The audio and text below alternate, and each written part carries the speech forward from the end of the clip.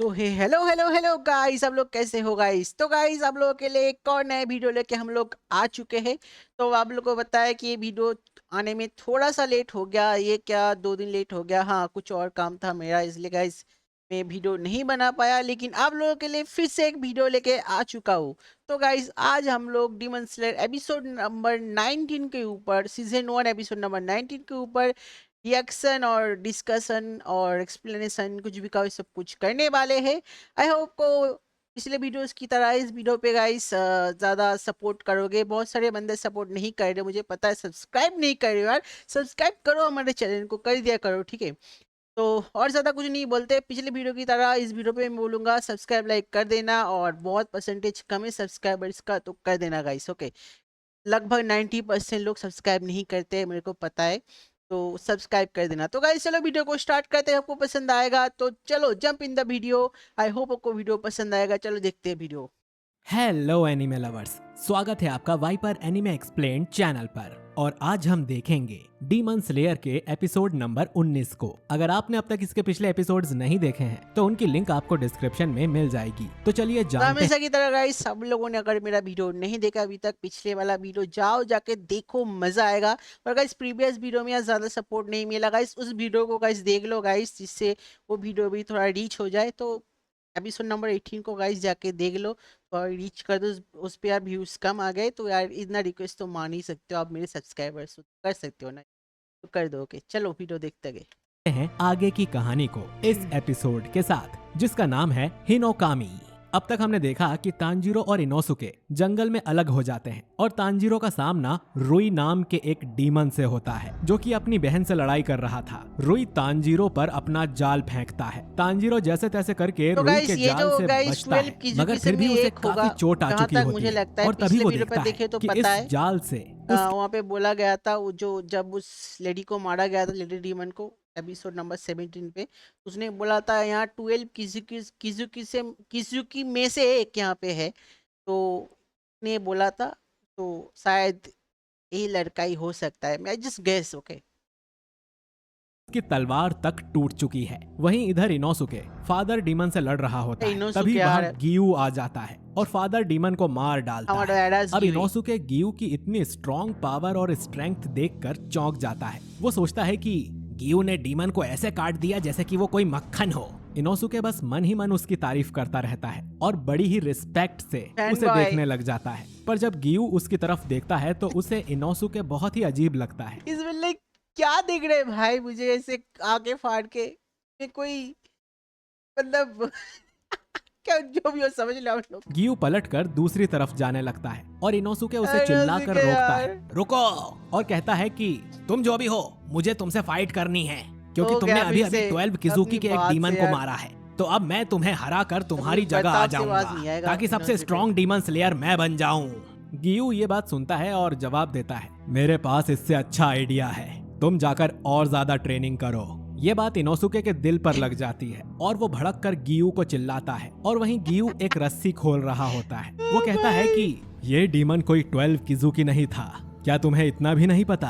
पर इनोसुके उसकी बात नहीं मानता है और बताता है कि उसे ऐसा खुद तांजीरो ने कहा था। इनोसुके आगे कुछ कह ही रहा होता है कि गियू एक झटके में इनोसुके को रस्सी से बांधकर पेड़ पर लटका देता है। इनोसुके पूछता है, तुमने मुझे आखिर ऐसे पेड़ पर क्यों बांधा? गियू आगे बढ़ने लग जाता है और कहता है कि तुम्हारी जैसी हालत है, तुम्हें अभी बिल्कुल लड़ना नहीं यार चाहिए। इनोसुके, इनोसुके ये सुनकर गुस्सा इनोसुके भी लाइक यार मैंने किया क्या है यार, मैंने तो कुछ किया ही नहीं है, मैंने तो बस चैलेंज किया यार, तुमने मुझे बांध के चले गए यार। इनोसुके के लिए कभी कभी बुरा भी लगता है। हो जाता है और बस चिल्लाता रह जाता है, यहाँ आकर मेरा सामना करो।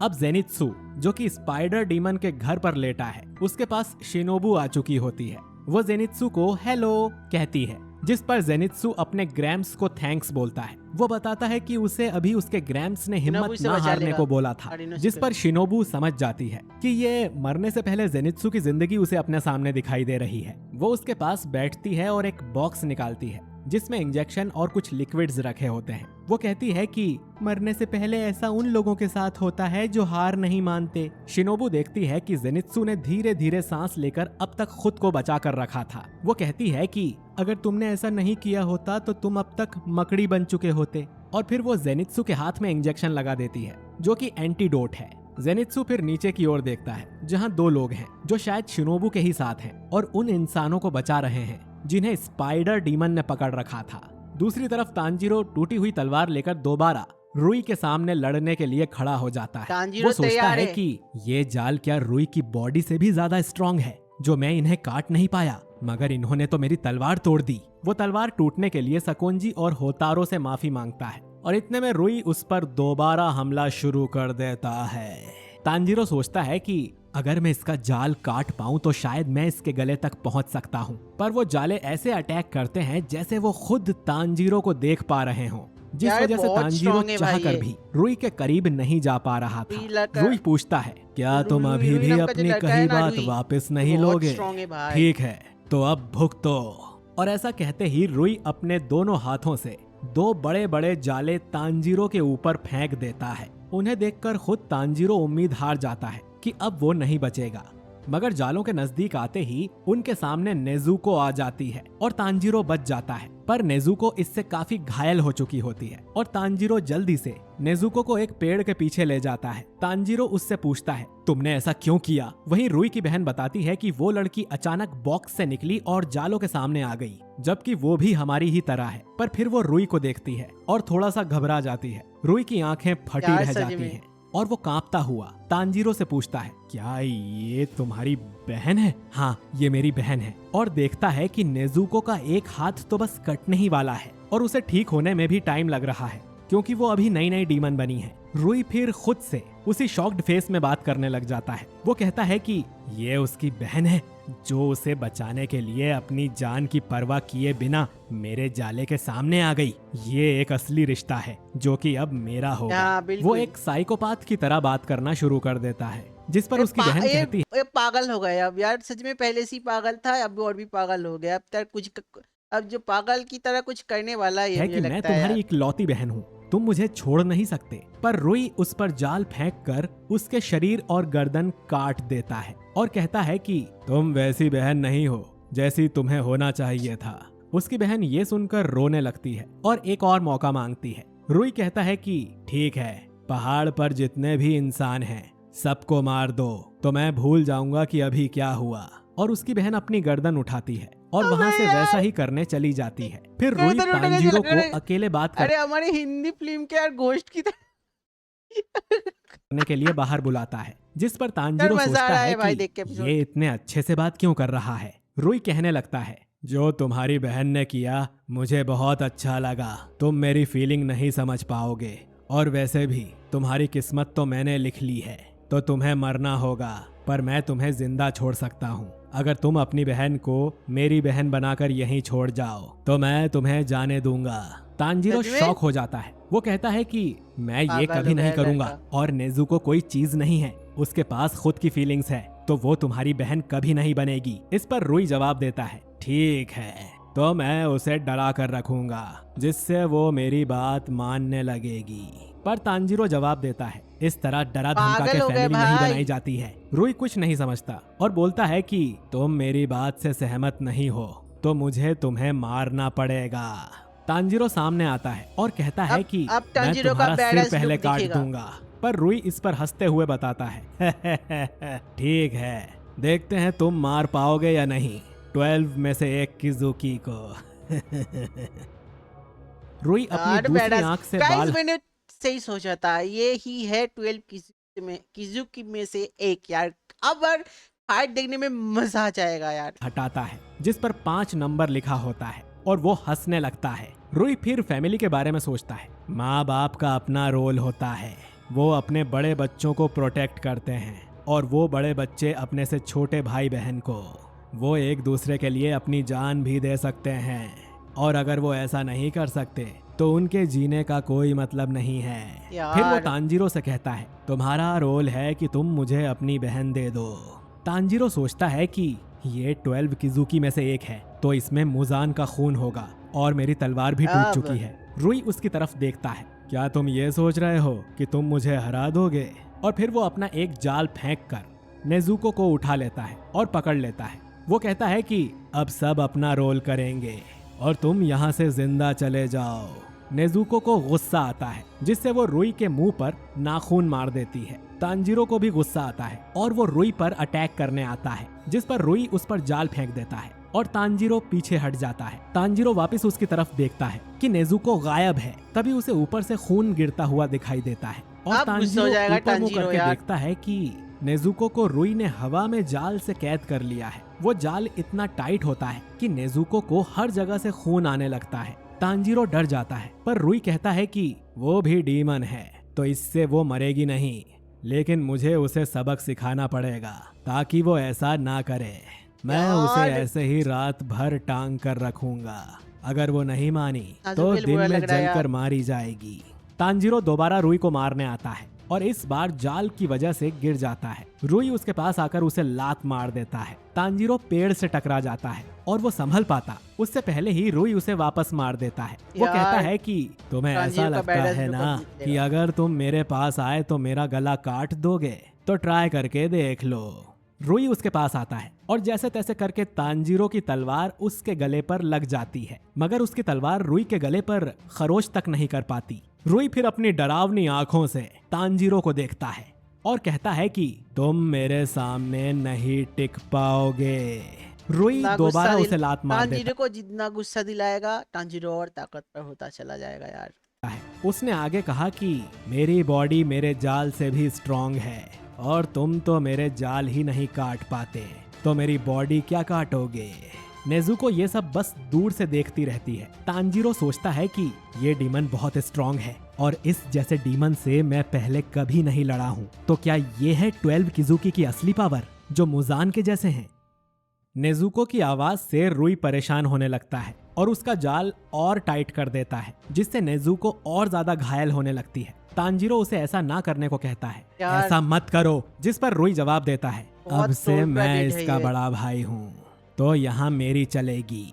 नेजुको अचानक वापस सो जाती है, जिस पर रुई सोचता है कि मैंने इसके जैसी डीमन पहले कभी नहीं देखी, ये सबसे अलग है और शांत भी। तांजीरो खुद को भावनाओं में बहने से रोकता है और फाइनल फुल कंसंट्रेशन के साथ रुई पर अटैक करने आता है। उसके आसपास एक पानी का ड्रैगन भी आने लगता है और रुई उसे इस तरह देखकर घबरा जाता है, क्योंकि उसे तांजीरो से ज्यादा पावर की फीलिंग आने लगती है। वो फिर भी अपने जाल फेंकता है, मगर इस बार तांजीरो उन सभी को काटता हुआ आगे आने लग जाता है। अब वो आएगा वाटर मजा। ब्रीदिंग का 10th फॉर्म कांस्टेंट फ्लो इस्तेमाल करता है और तेजी से रुई के पास आ जाता अब है। मजा आएगा। तांजीरो खुश होने लगता है और रुई टेंशन में आ जाता है। अचानक रुई के हाथों से खून निकलने लगता है, जो उसके जालों में भी बहना शुरू कर देता है। ये असल में रुई का ब्लड डीमन आर्ट होता है और कुछ ही पल में पूरे जाल लाल रंग के बन जाते हैं, जो कि कहीं ज्यादा घातक थे। रुई तांजीरो के हर तरफ अपना जाल बिछा देता है और तांजीरो देखता है कि अब सच में इसका बच पाना नामुमकिन है। उसे हर तरफ खून ही खून दिखाई देने लगता है। तभी तांजीरो को अपना बचपन याद आ जाता है, जहां वो और नेजुको खेल अब और रहे होते ताकतवर हैं बनता और उसके चला जाएगा। डैड उन्हें देख रहे होते हैं। उसके डैड कहते हैं कि तुम्हें अपनी ब्रीदिंग पर फोकस करके हिनोकामी का मास्टर बन जाना चाहिए। तांजीरो को याद आता है कि कैसे उसके डैड साल में एक दिन आग के पास डांस किया करते थे, जिस पर उसकी मॉम बताती थी कि उनकी फैमिली आग के साथ काम करती है, तो किसी भी अनहोनी से बचने के लिए उसके डैड हिनोकामी की पूजा करते थे। हाँ बिल्कुल। तांजीरो पूछता है कि गाइस इसके पीछे बहुत बड़ा स्टोरी है। ये भी एक डीमन स्लिंग आर्ट है जो होता है fire breathing. Just for the spoiler guys, जो लोग देख चुके हैं उनको पता ही है, लेकिन जो लोग नहीं देखा उन लोग के लिए बस ये है। यार मजा आएगा, देखो आगे और भी एपिसोड मजा मजा मतलब मजेदार होते चली जाएगी, देखते रहो बस।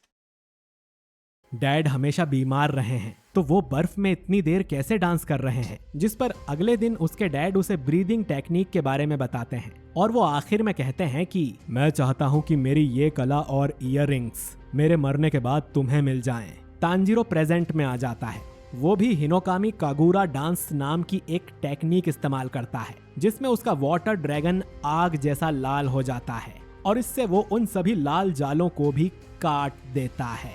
वो आगे बढ़ते हुए सोचता है, अगर मैं इसी तरह चला तो ही मैं नेजुको को बचा पाऊंगा, और उसकी तलवार में से आग निकलती रहती है। वो रुई के करीब पहुंच जाता है, जिससे रुई घबराकर पीछे हट जाता है, पर तांजीरो अब कोई नहीं नहीं रुकता बचा पाएगा और ब्रो। आग की तेजी के साथ उसके पास जाता है। उसे रुई के गले में ओपनिंग थ्रेड दिख जाती है, पर उस तक पहुंचना अभी भी दूर होता है। तभी नेजुको को अपनी माँ की आवाज सुनाई देती है। वो उसे अपने भाई को बचाने के लिए कहती है, पर नेजुको नहीं सुन पाती। उसकी माँ रोने लगती है और कहती है कि तुमने उसकी मदद नहीं की तो तुम्हारा भाई मर जाएगा। ये सुनते ही नेजुको को होश आने लगता है और वो पहली बार अपने मन में बोलती है और अपना ब्लड डीमन आर्ट इस्तेमाल करती है। वो अपनी गुस्से से भरी लाल आंखों और अपने हाथ से एक्सप्लोडिंग ब्लड निकालती है, जिससे उसके अंदर से गिरा हुआ खून जलने लगता है, जिससे आग की लपटें रुई को घेर लेती हैं और उसे चीरता हुआ तांजीरो रुई के सामने आकर उसके गले पर बार बार हमला करता है और आखिर में रुई की गर्दन कट जाती है। वो सोचता है कि ऐसा कैसे हो सकता है और तांजीरो चिल्लाता हुआ कहता है, मेरे और नेजुको के बीच का रिश्ता कोई भी नहीं तोड़ सकता है। और ये बिल्कुल सही। एपिसोड यहीं पर खत्म हो जाता है। तो दोस्तों आपको क्या लगता है, यार। रुई जो कि किजुकी डीमन है वो इतनी आसानी से मारा गया होगा? जानने के लिए अगला एपिसोड बिल्कुल भी मिस जरूर मत मारा गया करिएगा। होगा। वीडियो अच्छा लगा है तो इसे लाइक करिए, दोस्तों से शेयर करिए और कमेंट करके बताइए कि आपको ये वीडियो Guys, कैसा comment लगा। करो, मैं comment, मिलता हूँ आपसे comment, बहुत comment करके जल्द बताओ, आपको वाइपर कैसा एनीमे लगा। एक्सप्लेन्ड के अगले वीडियो में। तो गाइस बहुत मजा आया वीडियो देख के यार। फाइनली इस डीमन को गाइस, फाइनली मतलब वो लड़का जो डीमन को हमारे टांजीरो क्या नाम था उसका, जो भी हो, उस लड़के को फाइनली गाइस मार ही दिया। मतलब उसका गला उसकी धड़ से अलग कर दिया यार। मजा आ गया देख के। वो जो गाइस फायर ब्रीदिंग है, उस ब्रीदिंग के ऊपर बहुत कुछ, वो एंशिएंट सबसे ज्यादा पुराना सबसे ताकतवर ब्रीदिंग है और इस ब्रीदिंग के बारे में शायद बहुत सारे हसीरों को भी नहीं पता। तो यही है गाइस जो ये एपिसोड में दिखाया गया। बहुत मजेदार एपिसोड था और नेक्स्ट एपिसोड इससे भी ज्यादा मजेदार होने वाला है। आई होप को पसंद आया होगा गाइस। सब्सक्राइब लाइक कर दो, ऐसी इंटरेस्टिंग वीडियो लेके आता रहता हूँ। तब तक के लिए बाय बाय गाइस। मिलते हैं कल एक नए वीडियो के साथ और कल आएगा वीडियो। तब तक के लिए bye bye guys, bye bye. और मेक श्योर टू सब्सक्राइब और चैनल। तब तक के लिए बाय बाय।